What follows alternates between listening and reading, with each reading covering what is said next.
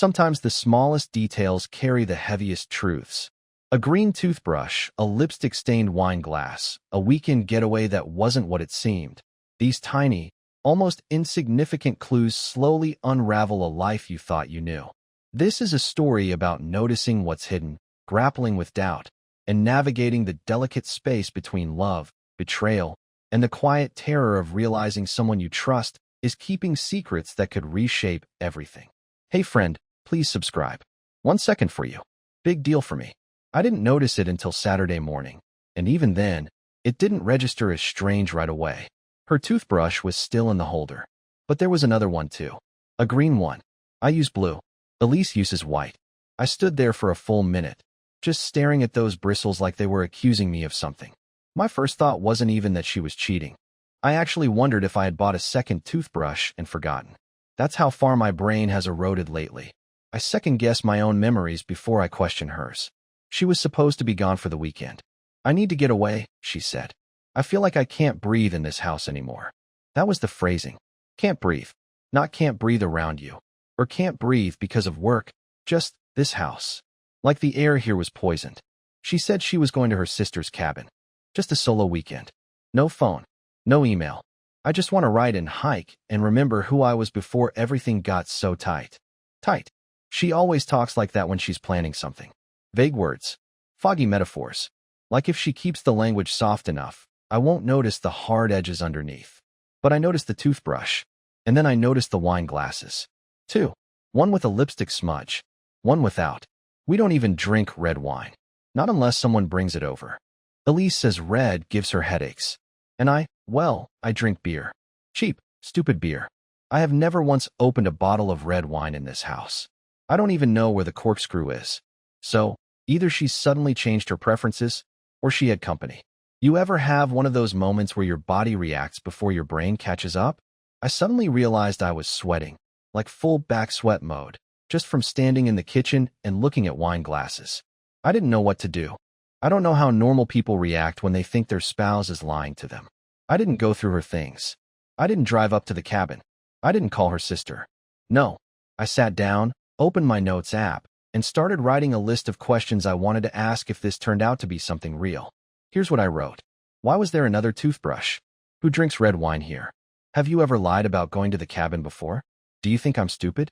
And then, underneath all that, I wrote, would you have told me if I hadn't noticed? Because that's the part that broke me. I think she wasn't going to say anything. I think she wanted me to notice something eventually, like she was testing how far she could go before I finally said, hey, what's going on? But I didn't say anything. Not that night. Not Sunday either. She came back late Sunday evening, and I pretended to be asleep on the couch when she walked in. She smelled like pine needles and car air freshener. She kissed me on the forehead and whispered, still you? Like I was some dog that had stayed loyal by the door. I still didn't ask about the toothbrush. Instead, I got up Monday morning and packed a bag. I didn't tell her where I was going, just said I needed to clear my head too. She nodded. Not a tear, not a single protest. Just a quiet, take your time. But here's the thing. I didn't go to a cabin. I didn't check into a hotel or call a friend. I went to my mom's basement. I'm a grown man. I pay taxes. I drive a hybrid. I own matching towels. But I slept under a Star Wars blanket and cried into a stuffed Ewok I hadn't seen since high school because my wife might be in love with someone who owns a green toothbrush. And I still haven't confronted her. But I am writing this. Because if I say it here, if I get it all out in one place, maybe I can finally figure out who I'm really mad at, her or me. The next morning, she made pancakes. I know that sounds harmless. Sweet, even. But Elise never makes pancakes.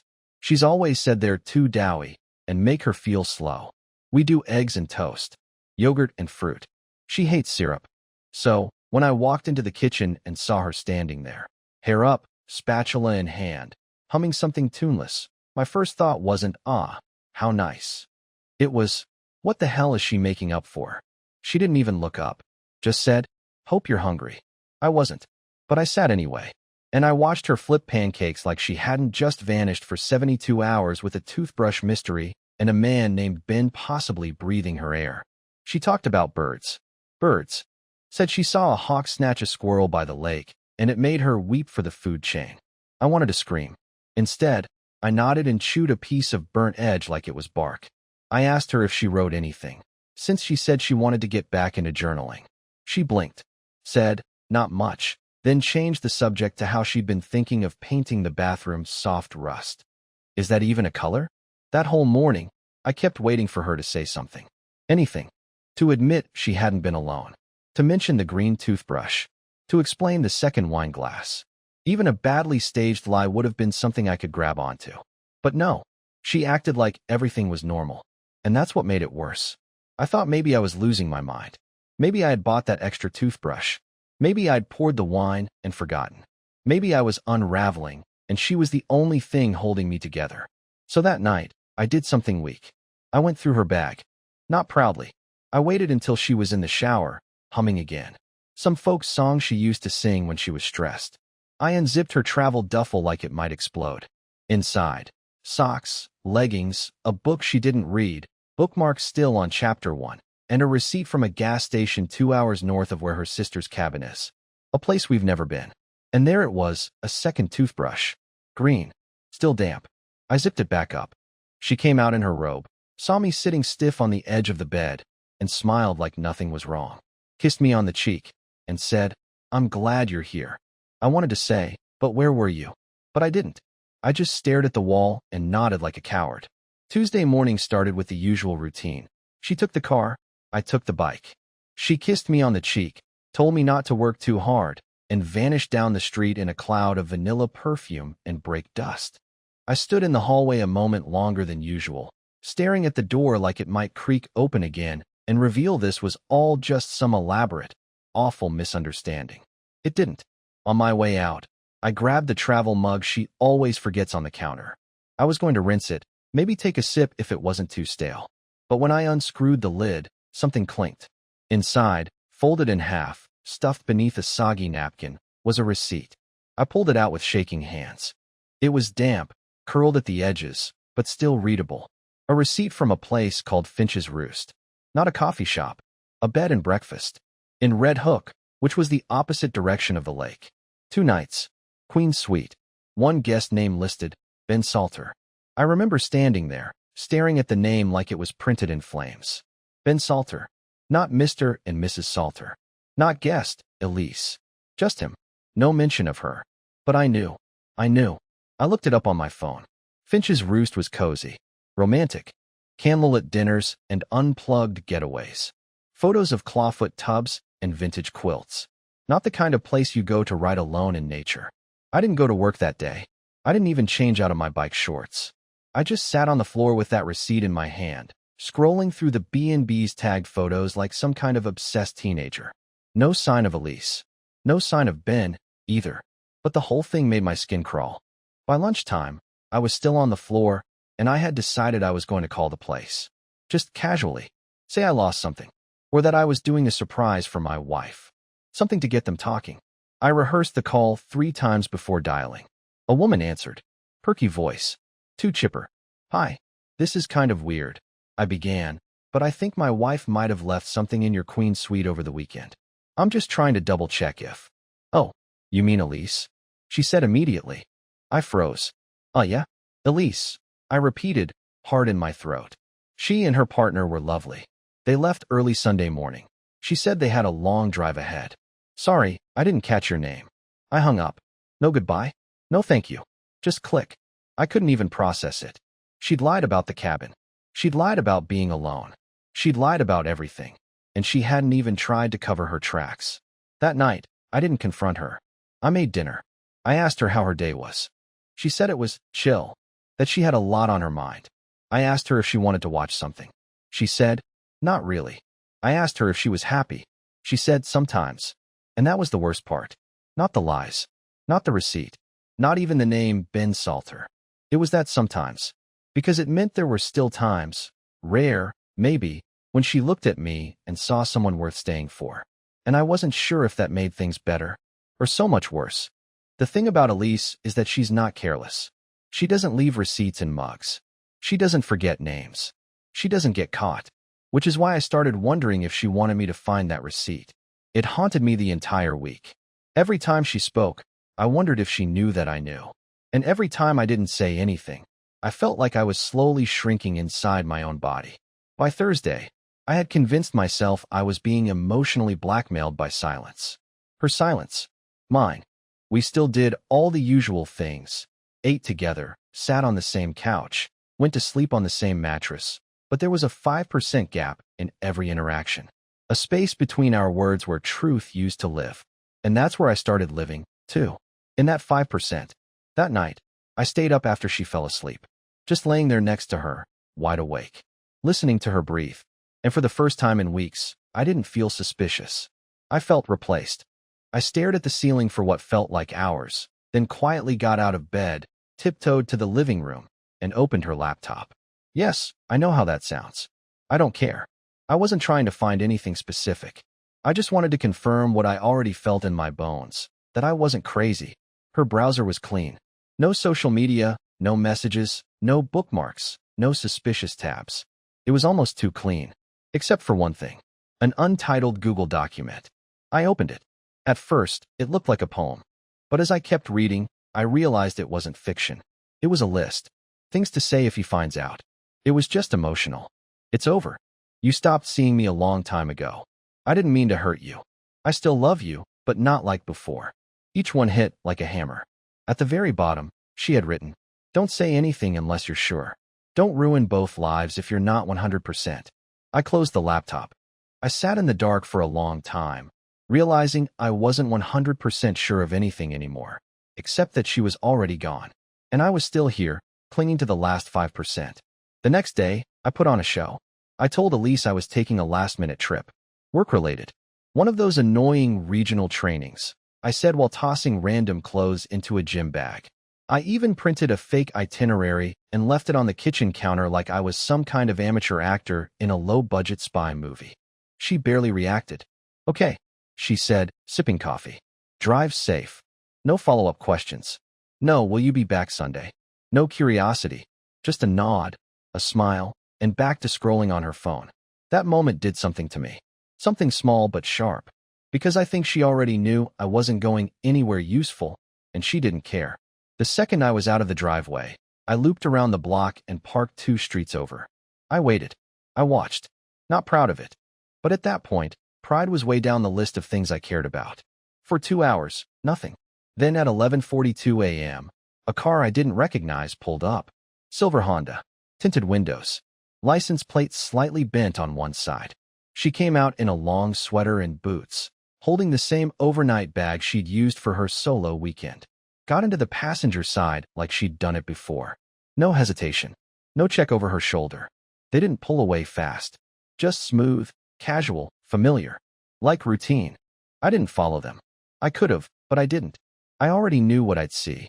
Instead, I went back inside. The house felt different now. Staged. Like it wasn't really mine anymore.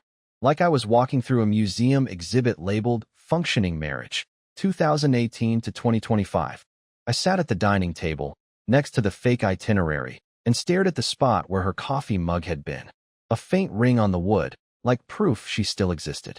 And then I did something that, in hindsight, scares me more than anything. I Googled how to pretend everything is fine. That exact phrase. There were articles, forums, videos, pages of people pretending for their kids, their spouses, their coworkers, themselves. I read a dozen entries before realizing I wasn't looking for help. I was looking for permission. Permission to keep playing the game. To keep the lights on. To keep smiling through it. But that's not what I found. Instead, I found a post. Short. Just one sentence. If you have to pretend, you've already lost. I closed the laptop. I went to the bedroom. And I packed a real bag this time. I didn't run. I didn't confront. I didn't scream or break dishes or go on some righteous tirade like you always think you'll do in these moments. No. I booked a room at a cheap motel off Route 7, left my phone in the glove box, and sat on the scratchy bedspread wondering who I was without her lies to orbit around. The room smelled like lemon cleaner and unresolved divorce. I stared at the popcorn ceiling for hours. Didn't turn on the TV. Didn't cry. Just sat there feeling like I'd been quietly evicted from my own life. I was more ghost than man. A placeholder for someone she used to need. But that night, I did something I hadn't done in a long time. I went out. Not to a bar, not to drown the pain in cheap whiskey, but to a little Italian place across the road. It was nearly empty. A single waiter, an old couple in the corner, and a man sitting alone at table 9. He was wearing a gray jacket and scrolling his phone like he didn't want to be there either. We made eye contact once, briefly. He nodded. I nodded back. I ordered spaghetti and couldn't taste it. My mind kept looping back to Elise. To the green toothbrush.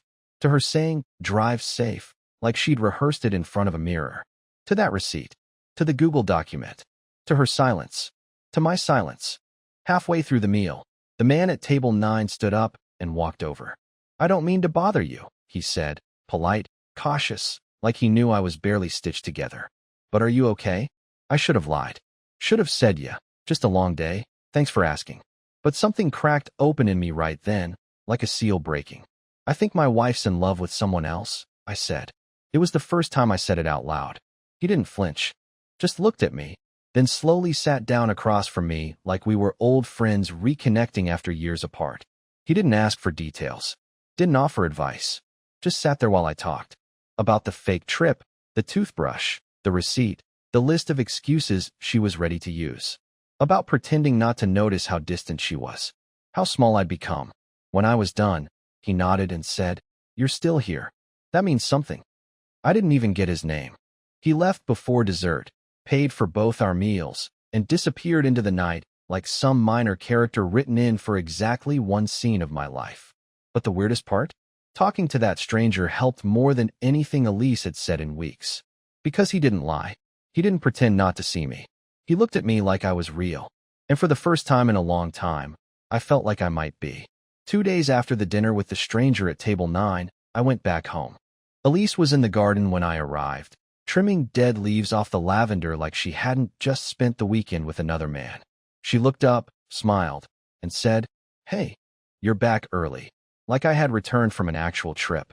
I nodded, kissed her on the head out of reflex, and went inside, suddenly aware of how false everything had become. That night, I didn't ask her anything. I didn't mention the receipt, or the Google Doc, or the woman from the B&B who said her name without hesitation. I didn't bring up Ben, or the toothbrush, or the way she didn't ask me a single question about my trip.